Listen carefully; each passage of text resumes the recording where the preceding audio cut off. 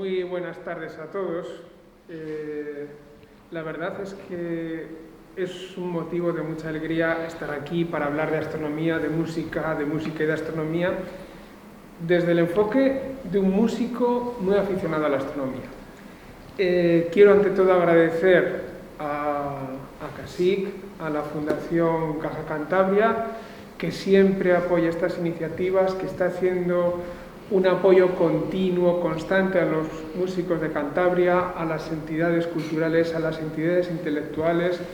He pedido, porque no podíamos en el centro que tiene la asociación en Madrazo, hacer esta charla, y en cuanto han abierto las puertas por la situación que vivimos, tenemos esta oportunidad, y es una oportunidad muy buena porque disponemos de la proyección y el piano, y aunque parece que es algo muy obvio disponer de un lugar como una proyección y un piano, pues no es tan habitual, sobre todo teniendo en cuenta que es un buen piano y que nos va a servir para entender algunas de las relaciones que quiero enseñar pues a todos vosotros entre dos artes ciencias que han estado unidas desde 500 a.C. hasta el siglo XVIII, que fue la separación entre ciencias y letras. Me gustaría... aquí tengo las diapositivas, a ver si no me equivoco. Será aquí. Tengo que apuntar ahí. Bien.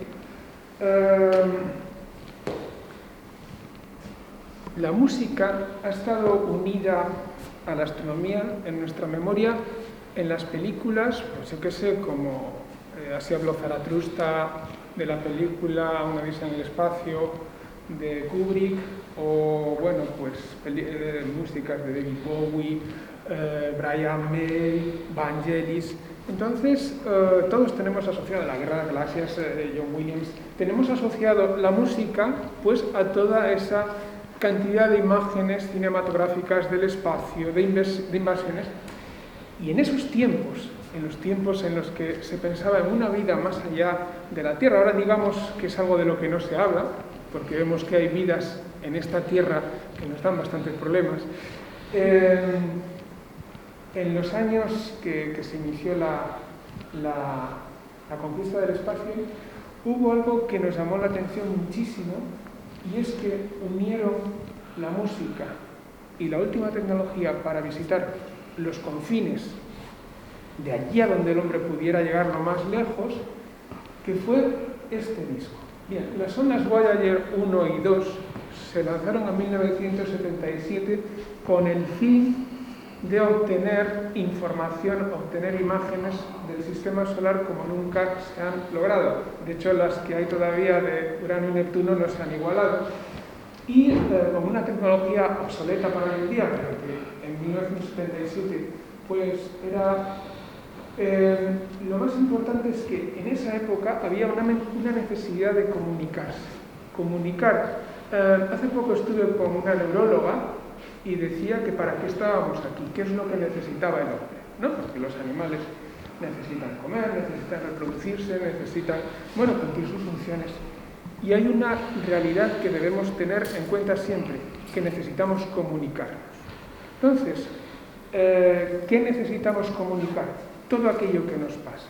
El otro día estuve en un concierto de Beethoven y estaba triste. Y entonces escuché música triste. Y diría, bueno, pues seguiría más triste. No.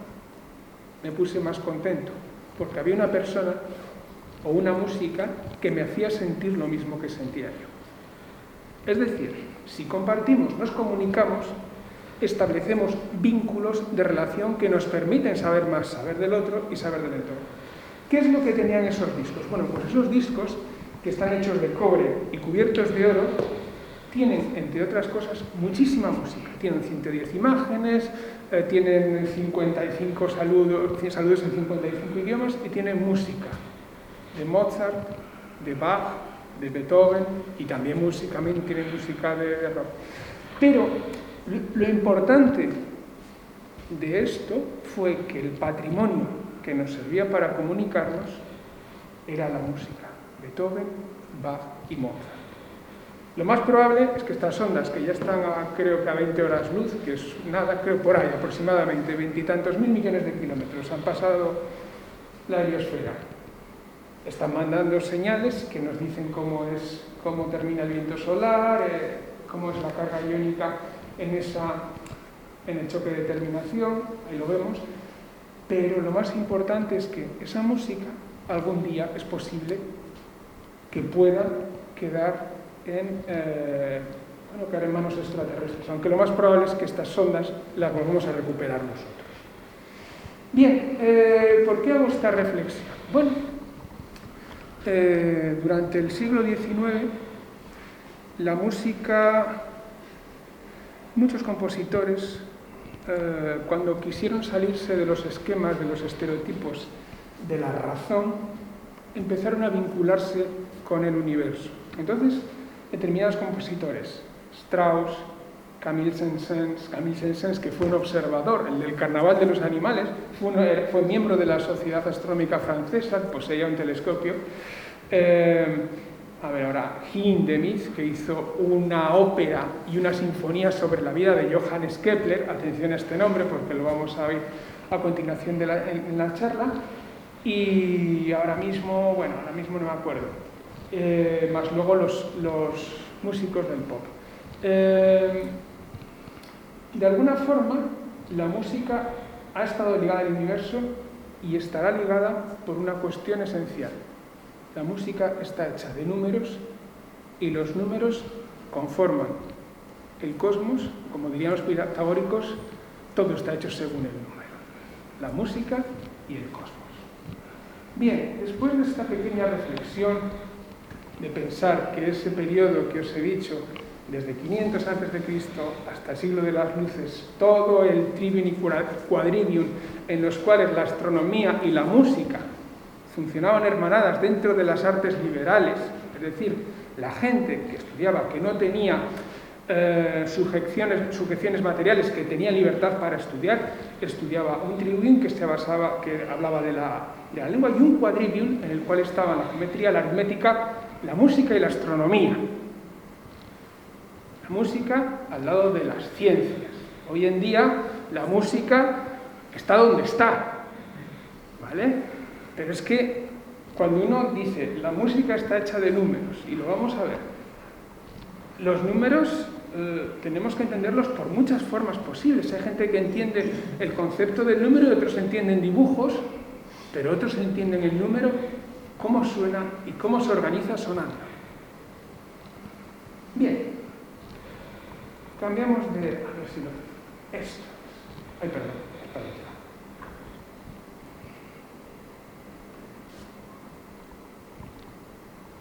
Bien, uno de los momentos más esperados es cuando vamos a observar.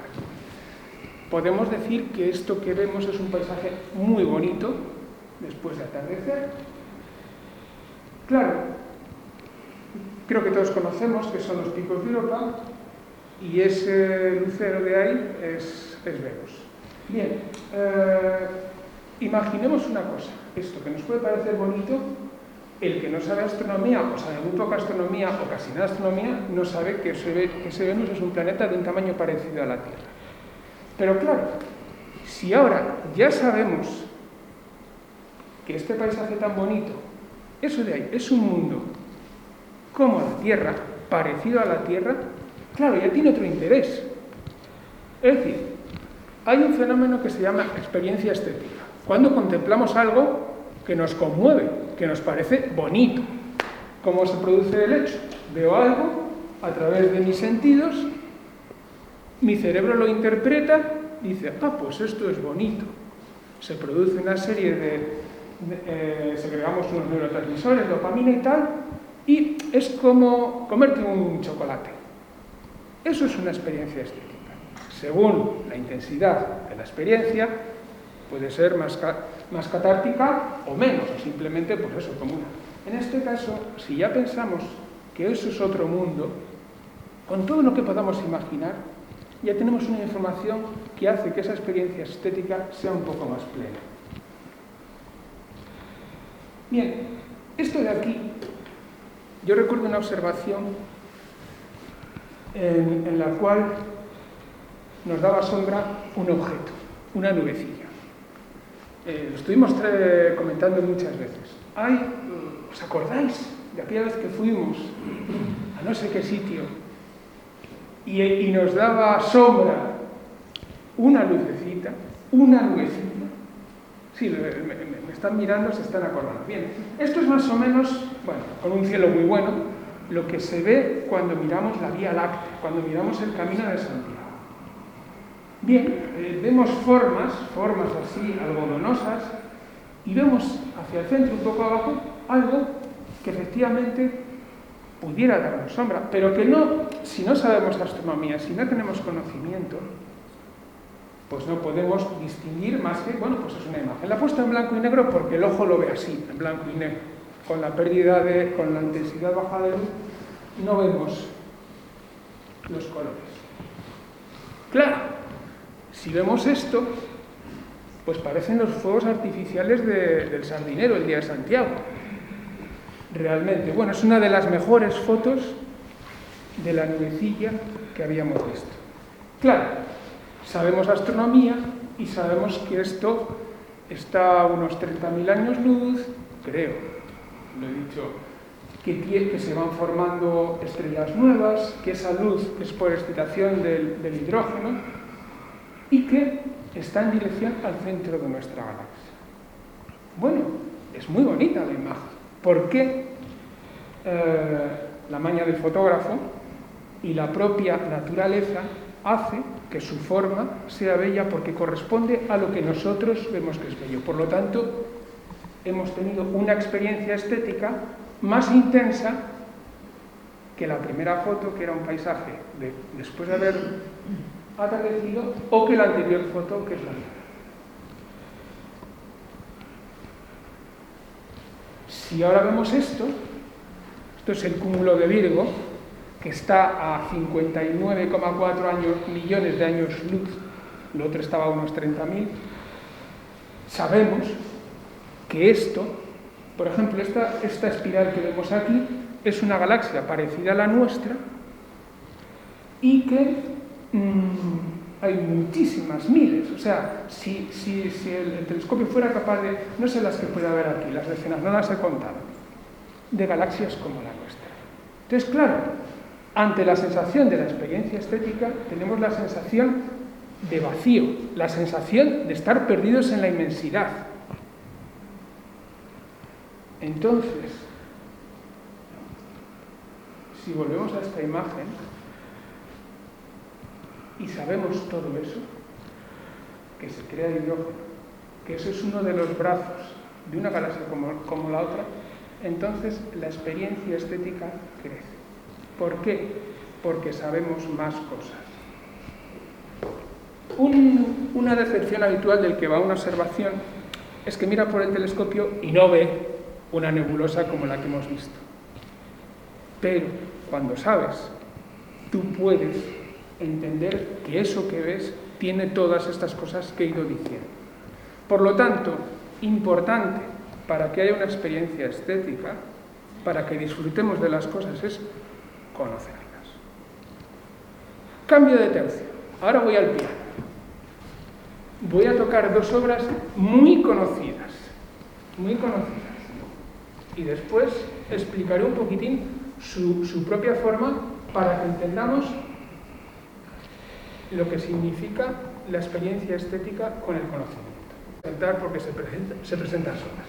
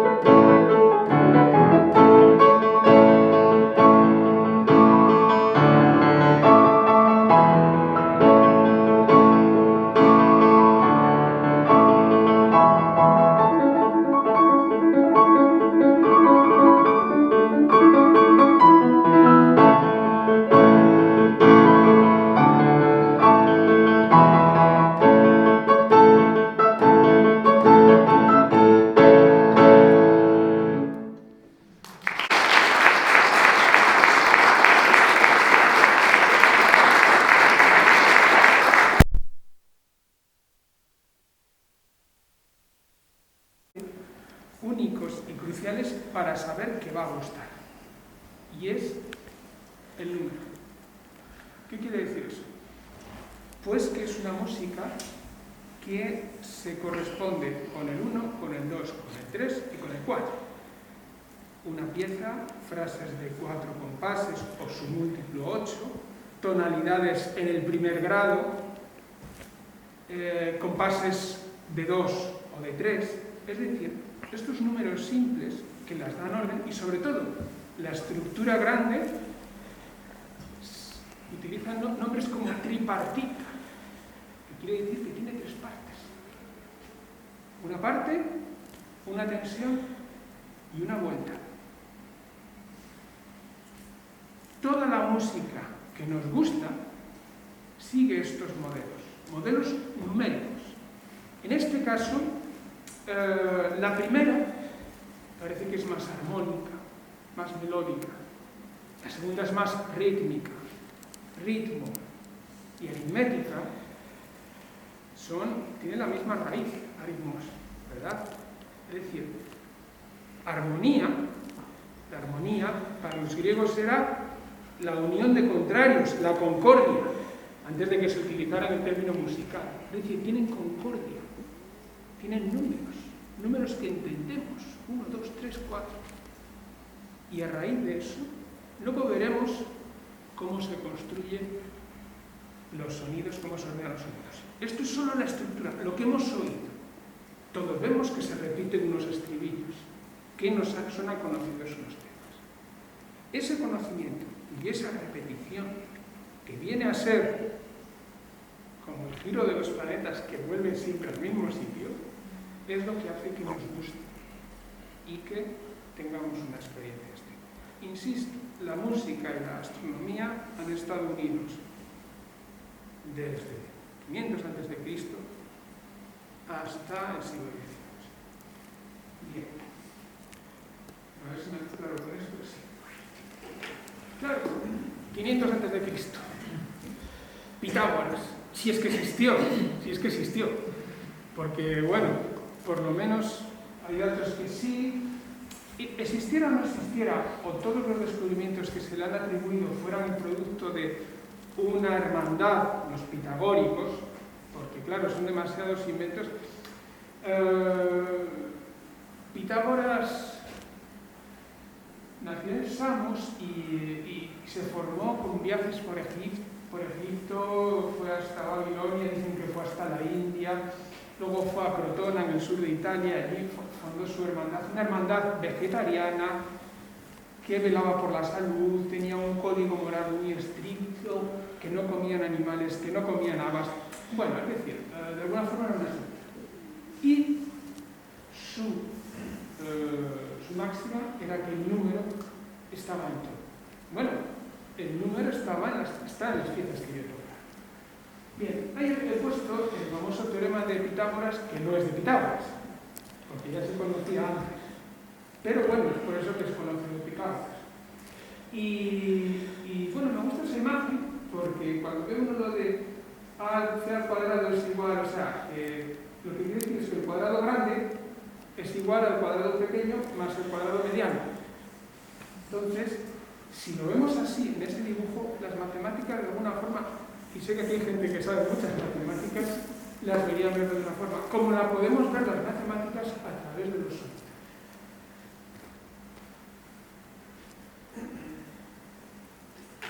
Bien, entre las historias que se le atribuyen al gran Pitágoras fue la invención de la escala musical.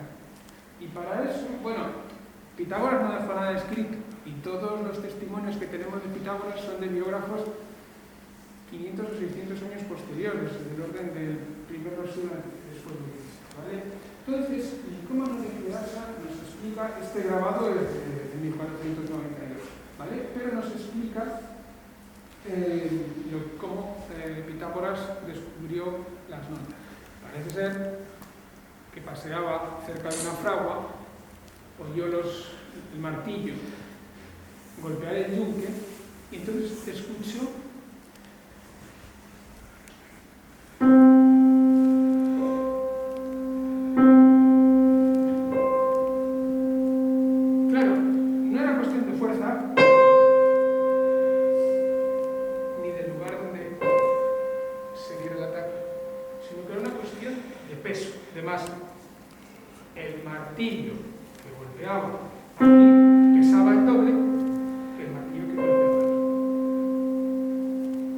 esto con algunos valores se cumple, pero no se cumple siempre. El piano, de hecho, es un instrumento de percusión y tiene ese fenómeno, y se llama inarmonicidad.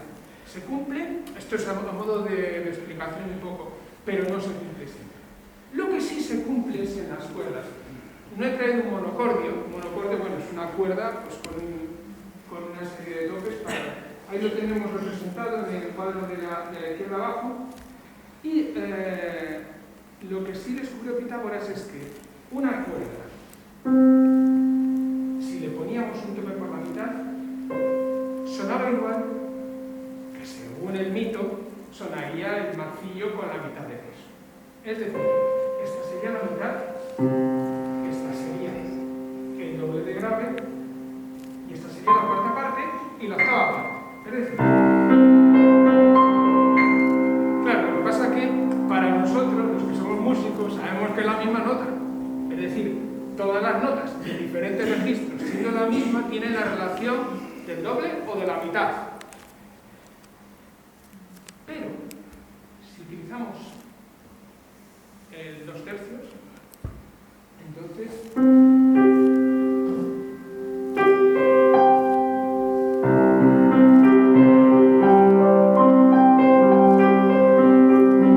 tenemos quintas, es decir, una nota 2/3 su quinta.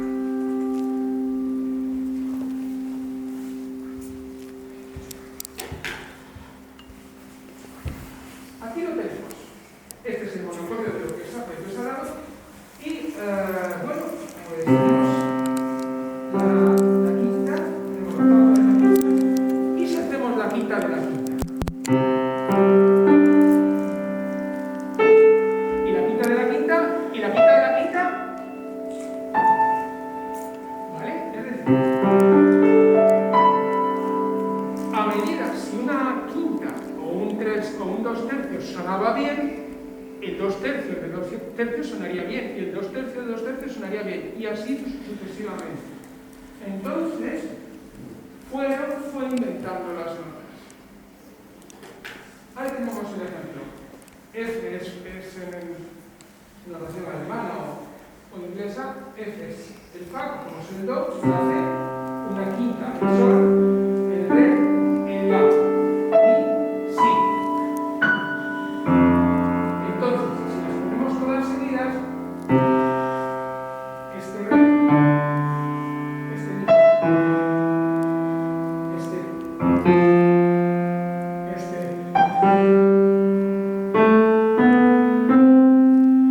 siguiendo con las quintas,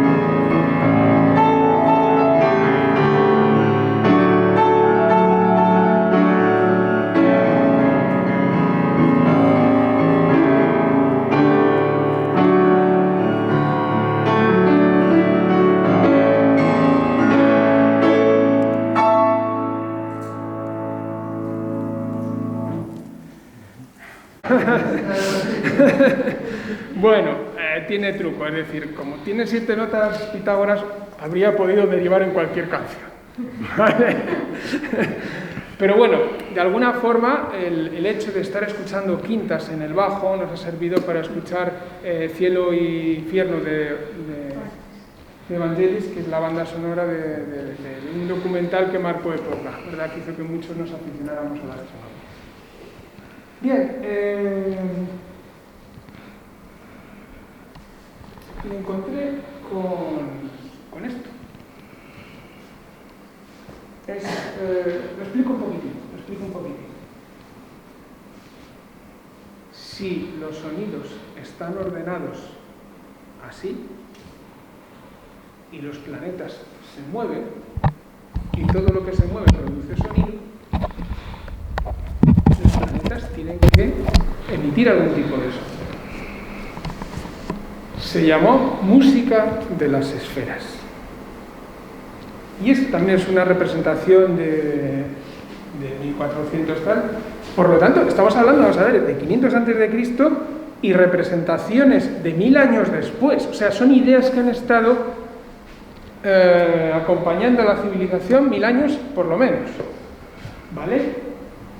No, perdón, 2000. 500, 1500. Es decir, y bueno, traduzco un poquitín lo que hay.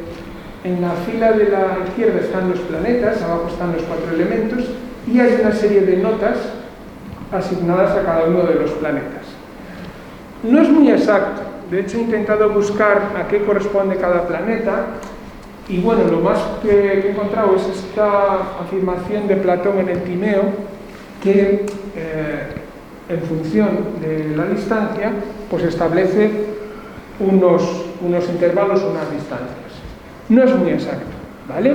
Pero vamos al concepto.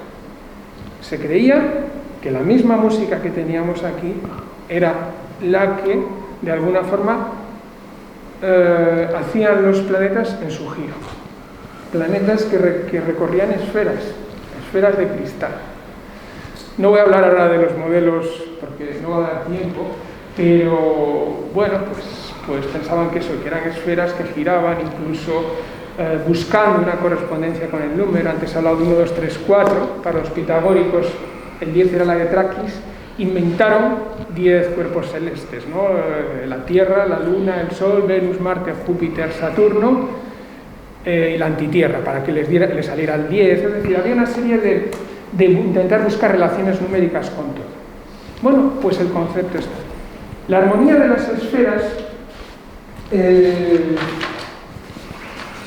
bueno, pues se decía que solo lo podía escuchar Pitágoras. Bueno, Pitágoras tenía una serie de poderes como que creía en la reencarnación y que podía estar en varios sitios a la vez y además que era capaz de recordar vidas pasadas y sobre todo que era el único que podía escuchar la música de las esferas. Los demás no podíamos escuchar la música de las esferas, solo él. ¿Y por qué? Porque desde que habíamos nacido esa música de las esferas había estado con nosotros y claro, no la podíamos distinguir de los ruidos habituales. Entonces, según Pitágoras, la música de las esferas es el silencio. Porque es lo que queda, por lo menos para nosotros, desde la perspectiva de Pitágoras. Aristóteles, Platón siguió, porque Platón es un neopitagórico, siguió con la misma idea. Y autores posteriores de la primera cristiandad, pues como Isidoro de Sevilla, como Boecio, siguieron pensando en esta música de las esferas. Una música, pues Boecio la llamaba música mundana, de los mundos. Sin embargo, Aristóteles renegó de ella, dijo que no podía ser. Bueno, tengo aquí un texto para leerlo, pero bueno, de alguna forma, no quiero extender esto, Aristóteles, el lado empírico un poco de la filosofía griega, pues no estaba de acuerdo con esto. Hemos hablado de armonía y de acordes, de quinta, y hay un compositor especialmente sensible a todo esto. en todas las músicas que podemos escuchar, dentro de la música culta, ¿no? Hay un compositor que juega mucho con estos intervalos de quinta y con los modos, la forma griega, y es Claude Debussy. Entonces voy a tocar ahora el Claro de Luna de su suite Bergamasque. Intentaremos escuchar las quintas de Pitágoras. Si prestamos atención se oyen, ¿eh? Yo no sé si es música de las esferas o es simplemente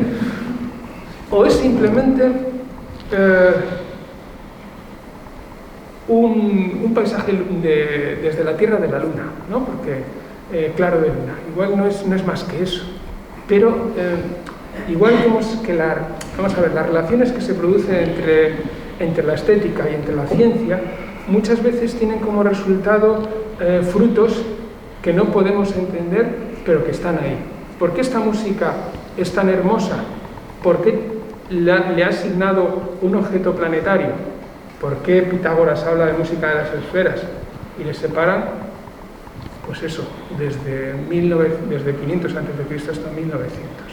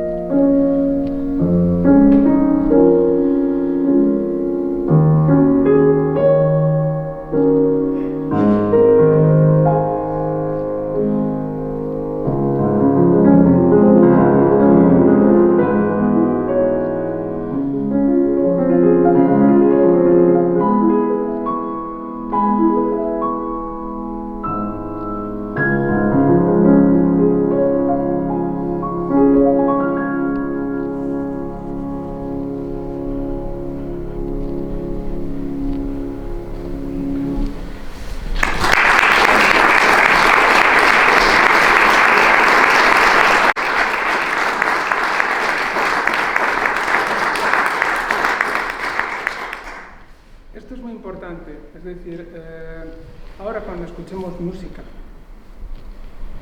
intentemos escuchar números. Pero no de una forma, ahora voy a escuchar un 5, ahora voy a escuchar un 7, ahora voy a escuchar un 3, 14, 16, ahora voy a escuchar el número fi, voy a escuchar el número fi. No, es decir, se trata de que estas relaciones, que suenan tan bien, porque suenan muy bien, están basadas, pues, en un hecho físico que, de alguna forma, descubrió Pitágoras, y es, pues, que suenan bien las notas que tienen pues múltiplos como números enteros sencillos. Muy bien, paso 2000 años. 2000 años y seguía la idea de la música de las esferas. Este personaje es el padre de la astronomía moderna, porque fue el primero, cuando preparé la charla, lees muchas cosas de su biografía pues para contar anécdotas, ¿no? Que su padre era un mercader, que su madre era una charlatana y llevaba una pensión, que si tuvo la viruela, que si era luterano, todas estas cosas pues que bueno, que son biografías, pero si algo tenía Kepler era una intuición y una capacidad de desaprender. Hoy en día dicen mucho los nuevos coachman estos dicen hay que desaprender. Bueno, pues este fue un gran desaprendedor. ¿Y por qué digo eso? Porque él perseguía, es decir, su inspiración era Dios. Él estudió teología, él quería descubrir el orden que configuraba el mundo, la mente de Dios, y entonces su gran talento matemático le hacía darse cuenta de que él posiblemente podría acceder a esa llave maestra. Y se equivocó muchísimo, hizo cosas realmente extrañísimas, pero al final acertó. ¿Y acertó por qué? Porque su intuición, su falta de prejuicios ante sus propios esquemas, sus estereotipos, que son los que nos tienen atados, le permitieron dar paso atrás. No me quiero extender mucho porque me estoy alargando, y en su primera obra, El Mysterium Cosmográficum, piensa dice, ¿cómo es posible que solo hay 6 planetas y hay 5 poliedros regulares, los sólidos de Platón, que son el cosaedro, el dodecaedro, el tetraedro, el hexaedro, me he dejado uno, vale, y el tetraedro, vale. Entonces se dio cuenta que la órbita de Saturno y la de Júpiter podías inscribir dentro un tetraedro, y si hay 5 ya puedes poner uno dentro y los planetas son esferas, entonces ya tienes hecho el sistema solar. Esta fue una idea que tuvo, ¿vale?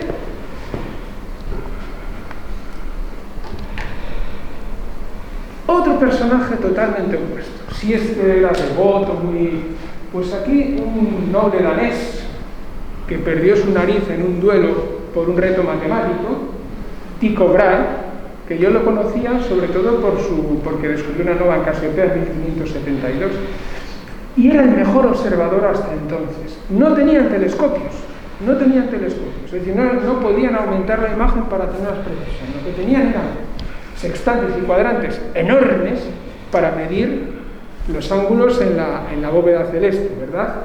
Bueno, pues hay varios grabados podéis encontrar en la red. Este es uno de ellos, de un cuadrante. Por lo visto tenía un cuadrante de 6 metros para medir los ángulos en el. Bueno, cuando estuvo en Praga, en la corte de Bohemia, había leído el Misterio Cosmográfico de Kepler y le contrató como ayudante, porque él era un gran observador. Bueno, Kepler no tenía buena vista, Kepler era un matemático más teórico, y de alguna forma, pues... Pero la verdad es que es un poco extraño, porque luego se llevaba muy mal, eran vidas contrapuestas. Este era un vividor en toda regla y el otro era una persona pues muy austera, y le daba datos observacionales a cuentagotas, ¿verdad? No tardó mucho en fallecer, porque, bueno, de la muerte de Tycho Brahe se ha escrito muchísimo, ¿no? Se dice que se daba a la buena vida, y entonces se dice que se empachó. o que tenía que ir al servicio, pero por cuestiones de etiqueta se aguantó y se hizo una infección en la vejiga.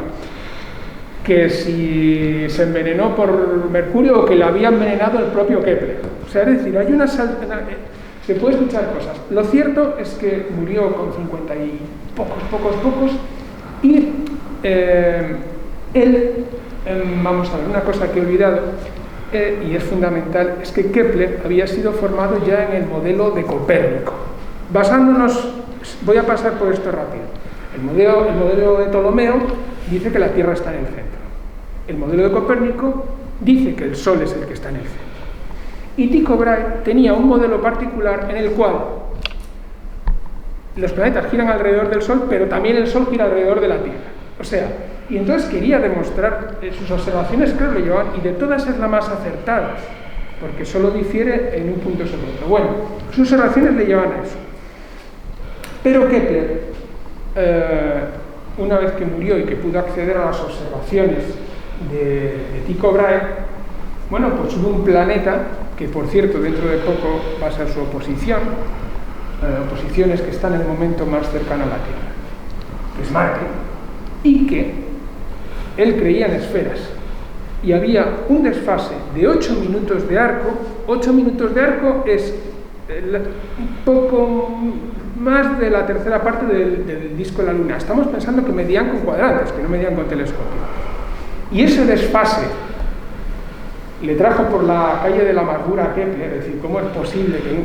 Y entonces cambió el chip, desaprendió, y entonces se dio cuenta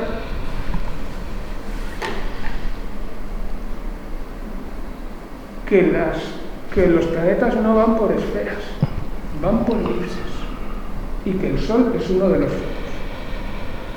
Pero fijaos, están cálculos matemáticos sobre una base que es la Tierra, que está girando alrededor del Sol, y luego un desfase de tan solo 7 minutos.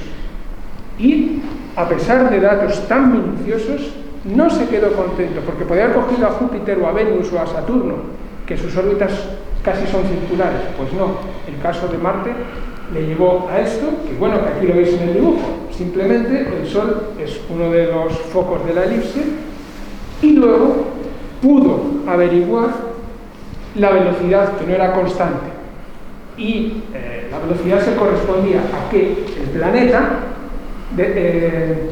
dibujaba áreas iguales, es decir, cuando está más lejos va más despacio, por lo tanto va a ser más fina, porque va a ir más despacio, va a recorrer menos arco de la elipse, y por lo tanto es menor área. Bien, estas leyes han servido, o sea, han cambiado la historia de la astronomía. Vamos, nosotros, compañeros de la asociación, sabemos lo que esto significa. Y sobre todo, que ha sido a través de hechos observables que han pasado por encima de sus creencias, de aquellas convicciones que tenían.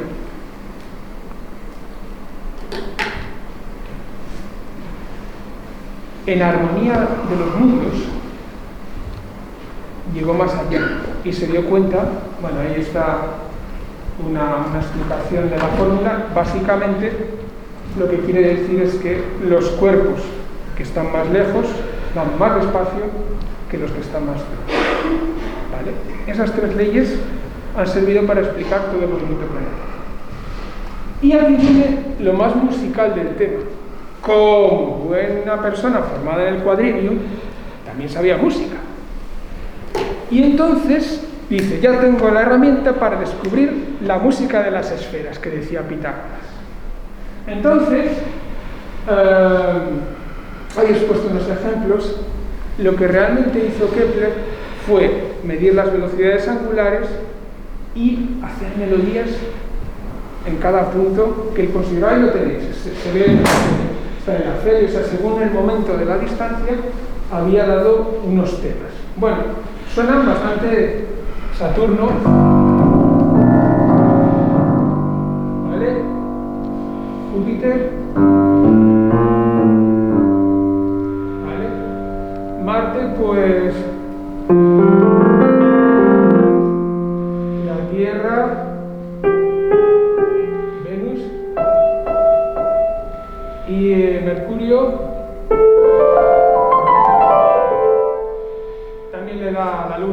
protagonismo.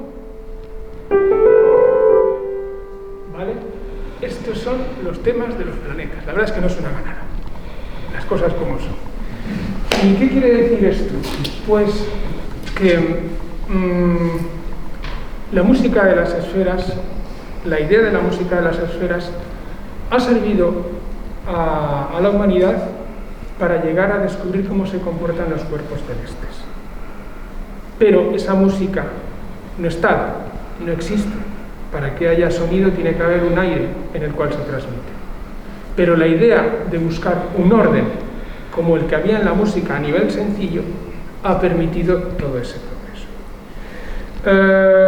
En internet podréis encontrar momentos que dicen la música de las esferas lo ha grabado la NASA, tal. No, son traducciones a sonido de, pues eso, la reproducción de diferentes ondas de radio, ondas electromagnéticas. No es música. Y él mismo lo que dijo fue, dijo lo siguiente, que hubo un momento en la creación que todo estaba en consonancia, ¿vale? Números enteros. Y que, claro, ¿cómo va a hacer Dios un número, una relación numérica tan sencilla? Y entonces salieron estos temas, pero que no tienen ningún sentido. Hasta aquí la parte astronómica. Yo ahora voy a hacer un pequeño recorrido, en este tiempo, un par de piezas, para concluir esta charla concierto, y espero que un poco esta reflexión de los mundos, sobre la historia, sobre las ideas que llevan a la gente a dar pasos adelante, porque si hay algo importante es que tengamos claro cuando algo es bonito, saber por qué es bonito, y cuando tenemos una idea, saber renunciar a ella, porque seguro que con eso aprendemos algo. Ahora voy a interpretar el arabesco de Debussy, que se lo voy a dedicar a mi amigo Rafa, que es el autor de la nebulosa Laguna, que estaba tan espectacular.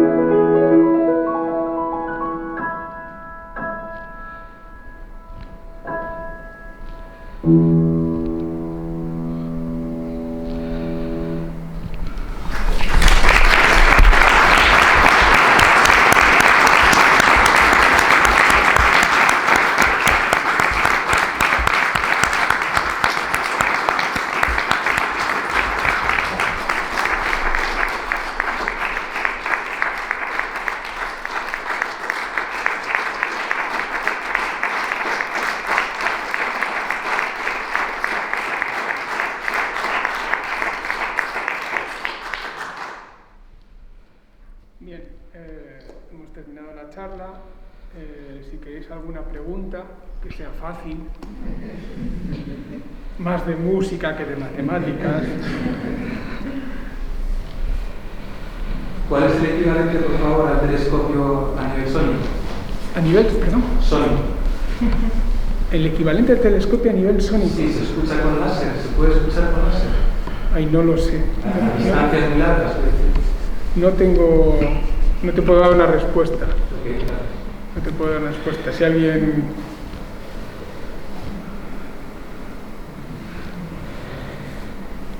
Yo creo que a la imagen le pasa un poco lo que al sonido, ¿no? Que ahora con los medios digitales ya es otra cosa, ¿no? O sea, el equivalente al telescopio tendría que ser algo analógico, tendría que ser amplificar el sonido analógicamente. Lo que pasa es que ahora, claro, el sonido ya se amplifica digitalmente y es como cuando la imagen de un telescopio se convierte en la imagen en una pantalla, que sí que es verdad que vemos más, ¿no? Pero no es lo mismo. Mira, antes he comentado un tema, no sé si puede ser, cuando se habla de los sonidos de los planetas, ¿no? Lo que haces es traducir a otro lenguaje, ¿vale? No, es decir, tú tienes un rayo, una fuente luminosa y la puedes a través de operaciones transformarlo en otra manera de secuenciar esa misma información. Entonces, no sé cómo decirte, se puede incluso hacer luces con la música de Debussy, ¿vale? Se trata de establecer un patrón que tenga un rigor algorítmico, el que sea, y entonces lo puedes hacer oír como... Tengo un amigo compositor que de hecho utiliza algoritmos fuera de la música para componer obras. Bueno, ha creado de hecho están en un equipo que compone, una máquina que compone sola, un programa que es capaz de componer música y suena bien, a base de... Es decir, toda la información la podemos ahora mismo presentar de diferentes formas. Lo que pasa que eso concreto que me has dicho tú no lo sé.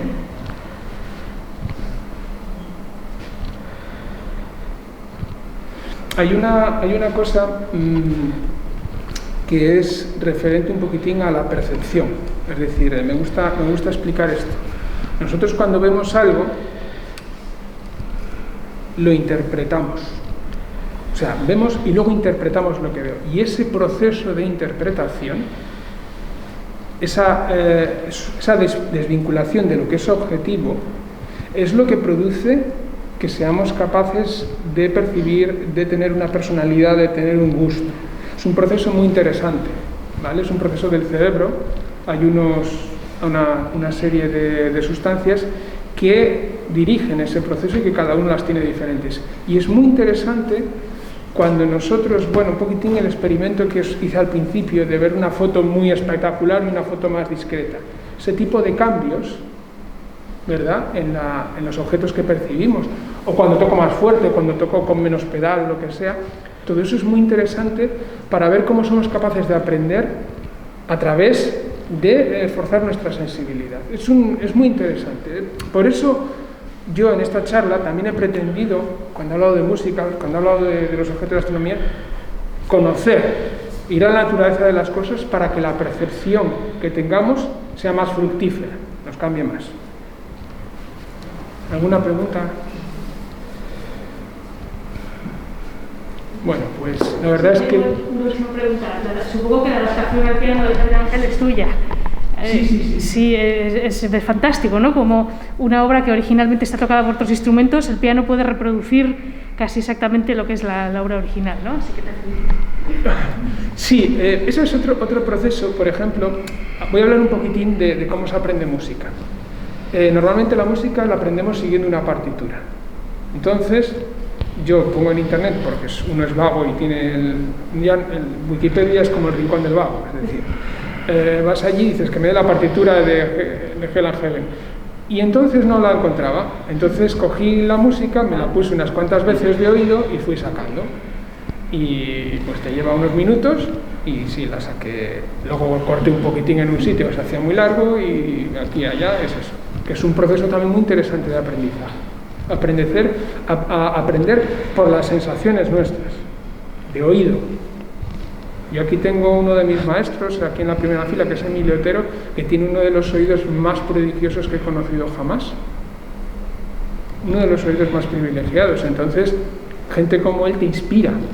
No podré nunca hacer las cosas que él hace, pero es inspirador para probar tú y crecer tú como músico y todo esto.